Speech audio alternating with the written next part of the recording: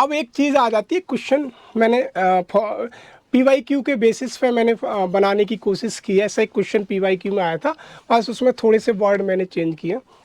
Question को देखिए, question कह रहा है individual right can not be सेक्रीफाइड at the alter of religious custom critically examine. मतलब क्वेश्चन ये कहना चाहता है कि धार्मिक रीति रिवाजों के आधार पर या वेदी पर व्यक्तिगत अधिकारों की बलि नहीं चढ़ाई जा सकती।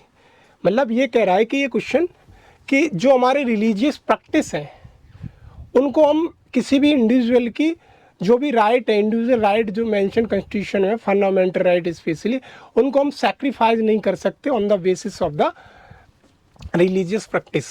तो अगर मैं देखूं तो पहले तो देखो क्रिटिकली एग्जामिन करना है हमें, ये देखो क्रिटिकली एग्जामिन।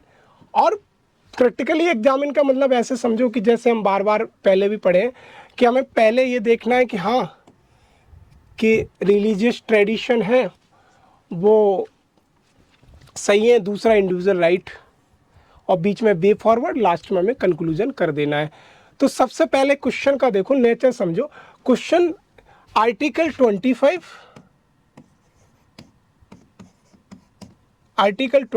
एंड आर्टिकल 26 के एम्बिटी घूम रहा है।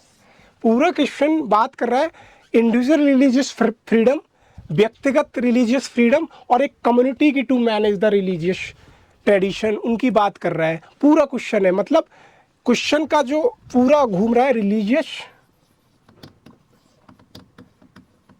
Religious freedom of community,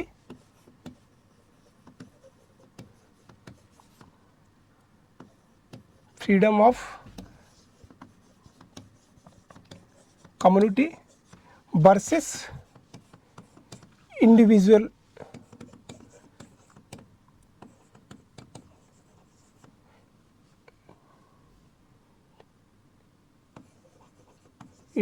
right of religion.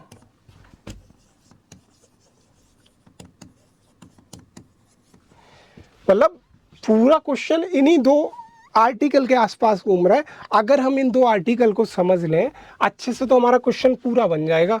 कैसे? जैसे देखो, पहले तो हमें इसका सबसे पहले एक इंट्रो अपनी तरफ से लिखना है। इसमें कहीं पे भी अगर तुम देखोगे तो इंट्रो छिपा हुआ है, आप कोई भी एक वर्ड पकड़ के इंट्रो नहीं लिख सकते हैं इसका। और फिर उसके बाद हमें आर्टिकल 25 को जस्टिफाई कर देना है थोड़ा सा, देन आर्टिकल 26 को जस्टिफाई कर देना है, और वे फॉरवर्ड जैसे कॉन्स्टिट्यूशनल मोरलिटी की बात हुई है, या फिर एक मतलब हारमनी बना के चलना चाहिए बिटवीन द आर्टिकल 25 एंड 26 में एक हारमनी होना चाहिए, तो जेंडर इक्वालिटी या जेंडर जस्टिस को प्रमोशन मिल सके, ऐसे करके हमको पूरा क्वेश्चन लिख देना है। तो इंट्रो में हम या तो शुरू से यही लिख दें constitutional morality doctor Bhimrao Ambedkar का जो है, कि इंट्रो का अगर बात करें, इंट्रो या तो हम इंट्रो को शुरुआत कर लें डॉक्टर भीमराव अम्बेडकर का जो व्यू है कॉन्स्टिट्यूशनल मोरलिटी वाला, कि कॉन्स्टिट्यूशनल मोरलिटी कहती है कि जो कॉन्स्टिट्यूशनल मोरलिटी को हम सुप्रीम रखेंगे किस पे, सोशल मोरलिटी को देखते हुए। तो सोशल मोरलिटी कैन नॉट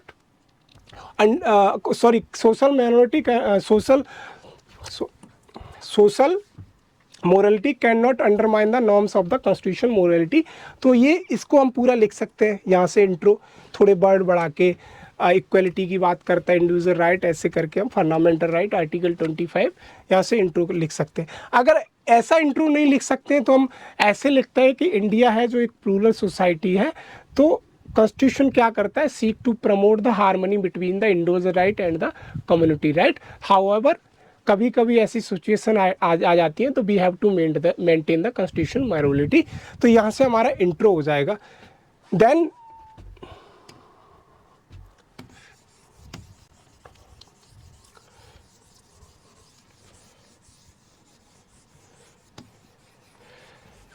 हमें लिखना है कि भाई हमें अलाउ इंडिविजुअल राइट कैसे, मतलब सोशल मोरालिटी की अगर बात करें तो सोशल मोरालिटी कैसे, अगर हम इसको सोशल मोरालिटी की अगर बात करें कि हमें एक बार लिख देना है कि हाँ सही है, दूसरी बार लिखना है नहीं है, बीच में से वे फॉरवर्ड का रास्ता निकालते हुए निकल जाना है। तो कैसे सही है, तो हम कह सकते हैं कस्टम एंड ट्रेडिशन जो हमने पहले पढ़ा कि सोशल मोरालिटी, या फिर हम कह सकते हैं कि रिलीजियस कस्टम को बड़ा, ये कहा कि रिलीज ट्रेडिशन है उनका, ट्रेडिशन। और उसके बाद जो हमने लीगलिटी की बात करी, Kerala Hindu place of worship act 1965 में, उसके अलावा हमने ये बात की कि celibacy to maintain the lord Ayyappa, ऐसे करके 4 से 5 पॉइंट हम उनकी फेवर में लिख सकते हैं, जैसा कि हमने पीछे पढ़ा हुआ है। अब ये 4 से 5 पॉइंट लिखने के बाद हमें सबसे बड़ी चीज़ है कि ये लिखना है कि वुमेन को क्यों एंट्री दे देनी चाहिए। तो सबसे पहले तो देखो, हम कॉन्स्टिट्यूशन का आर्टिकल 14 को लिख सकते हैं, 14 का रेफरेंस दे सकते हैं, देन 15 का रेफरेंस दे सकते हैं, देन आर्टिकल 17 का रेफरेंस दे सकते हैं, देन आर्टिकल 25 का रेफरेंस दे सकते हैं, देन आर्टिकल 21। ये हमारे 4 से 5 आर्टिकल है, इनका रेफरेंस देके हम उनकी फेवर में लिख सकते हैं।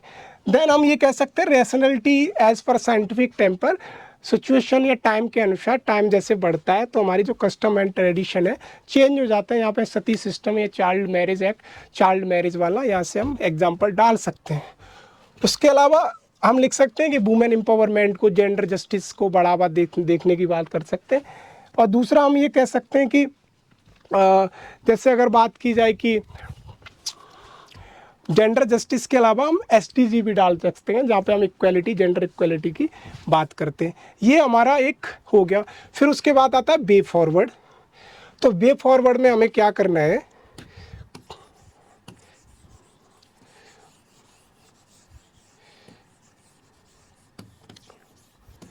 Way forward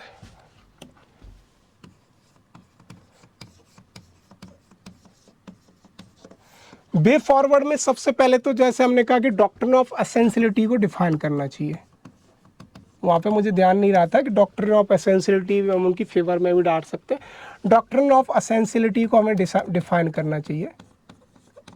doctrine of essentiality को हमें डिफाइन करना चाहिए कि कौन सी रिलीजियस प्रैक्टिस एसेंशियल है, कौन सी नॉन एसेंशियल है। देन उसके अलावा हमें एक कमेटी ऑलरेडी सुप्रीम कोर्ट का जजमेंट है, उसके बाद ही अभी हम कुछ कह सकते हैं, उसके अलावा हम अभी नहीं कुछ कह सकते। देन हमें ये कहना चाहिए कि जो कॉन्स्टिट्यूशनल राइट है उनको देखना चाहिए कि आर्टिकल 25 वर्सेस आर्टिकल 26, इनमें क्या है, इंडिविजुअल कॉन्स्टिट्यूशनल मोरालिटी को हम ज़्यादा सपोर्ट करते हैं एज पर द कॉन्स्टिट्यूशन। तो कॉन्स्टिट्यूशनल मोरालिटी को मेंटेन करते हुए रिलीजियस फ्रीडम में एक नेक्सस पैदा ना हो, तो उस पर हमें थोड़ा वे फॉरवर्ड लिख लेंगे। ऐसे जो हमने पहले 3 से 4 पॉइंट पढ़े उनको हम लिख सकते हैं कि जेंडर इक्वलिटी को बढ़ावा देगा, महिलाओं का पार्टिसिपेशन होगा, तो उससे क्या होगा कि किसी भी रिलीजन को हार्म नहीं पहुँचेगा, इक्वलिटी प्रमोट होगी। देन हम आ जाते हैं कंक्लूजन पे।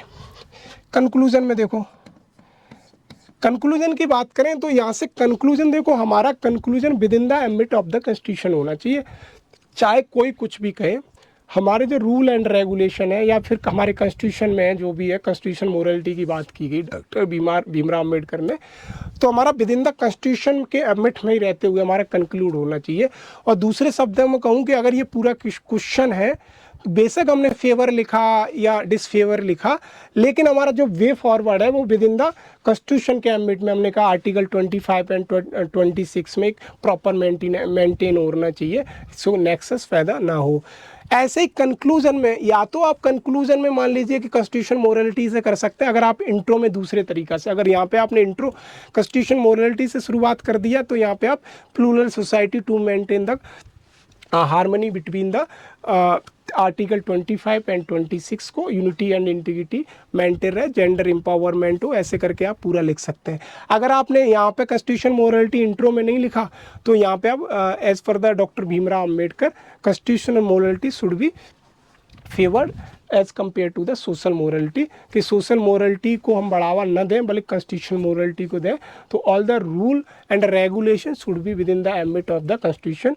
सो उससे क्या होगा, जेंडर इक्वालिटी बढ़ेगी, जेंडर पार्टिसिपेशन बढ़ेगा। और जैसे कि हमने एसडीजी बोला, सस्टेनेबल डेवलपमेंट गोल में भी हम एसडीजी बात कर रहे हैं, किसकी, जेंडर इक्वालिटी की।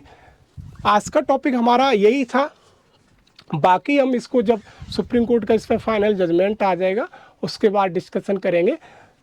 तो आज के लिए सिर्फ इतना ही, मिलते हैं अगले वीडियो में। लाइक करें, सब्सक्राइब करें और कमेंट करना ना भूलें। और अगर आपको कोई सजेशन देना हो या कोई नया वीडियो पे बनाने के लिए अगर आपको न्यूज़ चाहिए या फिर उससे कोई कंटेंट चाहिए तो आप नीचे कमेंट कर सकते हैं। धन्यवाद।